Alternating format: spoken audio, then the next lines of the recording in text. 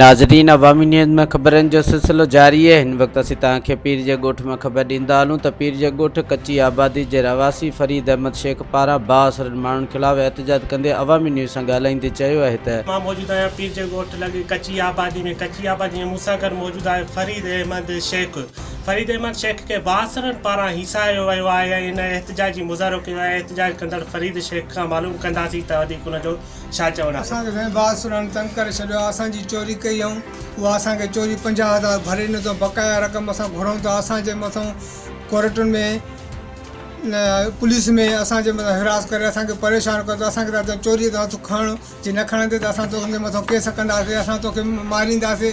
मुख़्तलिफ़ क़िस्मनि जी धमकियूं असांखे ॾियनि। मुंहिंजे नंढनि ॿारनि खे, मूंखे पाण खे ख़ुदा करणा, मूंसां इंसाफ़ कयो वञे ऐं इन्हनि माण्हुनि जे ख़िलाफ़ को केस कूड़नि केस करण जी बि का हिन जे मथां एफ आई आर कटी वञे ऐं मुंहिंजे मथां मुंहिंजो जेको हक़ु हिसाबु आहे ॾो उहो ख़ुदा करणा मूंखे बि पंहिंजो इंसाफ़ उन्हनि जा बाअसरनि जा नाला आहिनि ख़ालिद हुसैन, मक़बूल अहमद शेख।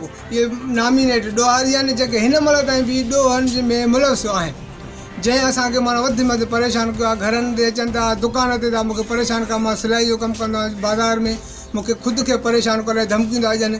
ख़ुदा करणा मुंहिंजी मदद कई वञे, इन्हनि जे ख़िलाफ़ को एक्शन खयो वञे। मुंहिंजो IG सिंध खे अपील आहे, सेशन कोर्ट खे, हाई कोर्ट खे, इन SSP खीरपुर वारनि खे मुंहिंजी इल्तिजा आहे इन्हनि जे मथां को केस करे इन्हनि जे मथां का FIR कटी वञे। हर इंसाफ़ जे दर तां मायूसी रुख़सती नसीब थी आहे। कंहिं दर दाह ॾिजे। फरीद शेख जी ॻाल्हि ॿोल विधी। हुनजो चवणु हुयो त बाअसरनि पारां मूंखे ज़हनी टार्च ऐं हिसायो पियो वञे। वधीक हुनजो चवणु हुयो त SSP DIG ऐं IG सिंध खां इंसाफ़ जी अपील कयां पियो। कैमरामैन टीम सां गॾु नौवान ख़ासकेली, अवामी न्यूज़ HD, पीर जो ॻोठ। मज़ीद खबरों और तफसीलात के लिए विजिट करें हमारी वेबसाइट www.awamiNewsHD.com।